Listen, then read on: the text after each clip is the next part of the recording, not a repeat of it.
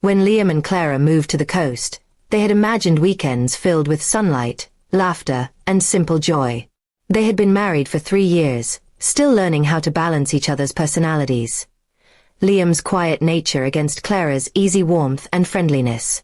Their love was genuine, but like all relationships, it carried unspoken insecurities that neither had fully confronted. One Saturday, their friends invited them to a beach picnic. The day was bright, the waves calm, and laughter carried across the sand. Clara, wearing her wide-brimmed hat, was helping set up the food while Liam chatted with a few co-workers under a large umbrella. Everything felt normal, until Liam turned around and saw a man rubbing sunscreen on Clara's back. The man, Ethan, was one of Clara's old friends from college, someone she had mentioned before but hadn't seen in years. The scene lasted only a few seconds, but in that moment, Liam felt something stir inside him. It wasn't anger, just a quiet discomfort, a mix of surprise and uncertainty that he couldn't quite explain. When Clara noticed Liam's expression, she frowned slightly, confused.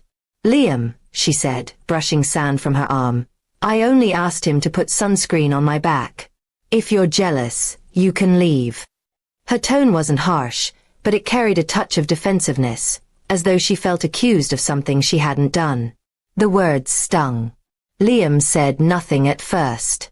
He simply nodded and walked toward the water, pretending to skip stones. But inside, his mind was spinning. He wasn't angry with Clara, he trusted her, yet the casual way she dismissed his feelings made him feel small. He wondered if perhaps he was overreacting, or if she truly didn't see how it looked from his side. When they drove home that evening, silence filled the car.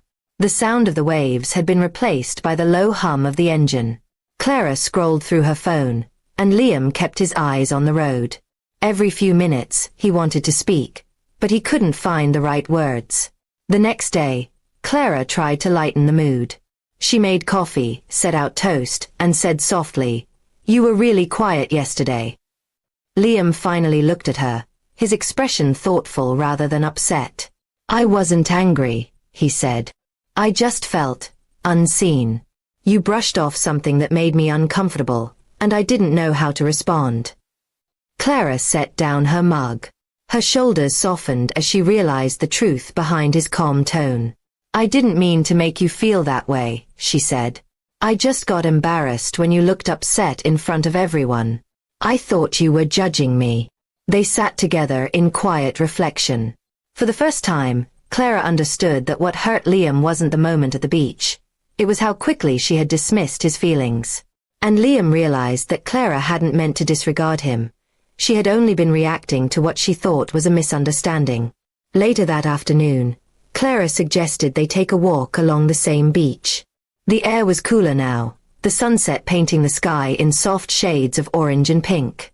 As they walked, she slipped her hand into his. "You know," she said gently, "I think I've always tried to prove I'm independent, that I don't need to explain everything I do. But maybe I forget that sharing isn't weakness. It's respect." Liam smiled faintly. "And maybe I need to learn not to let silence do the talking for me," he replied. "You can't understand what I never say out loud." They stood by the shore, the waves brushing their feet, the tension of the past day slowly dissolving into calm understanding. It wasn't a dramatic reconciliation, just two people learning, quietly and sincerely, how to communicate better. When they returned home, Clara placed the sunscreen bottle on the counter and laughed softly. "Next time," she said, "I'll ask you to help me with it." Liam chuckled. "Deal," he replied, and for the first time in days, their laughter felt easy again. The misunderstanding became a small but valuable chapter in their relationship. One that reminded them love isn't about perfection or pride, but about patience, communication, and willingness to listen. And as Clara wrote in her journal that night, she summed up the lesson they had both learned. Sometimes it's not the action that hurts, it's the silence that follows. Communication keeps hearts close.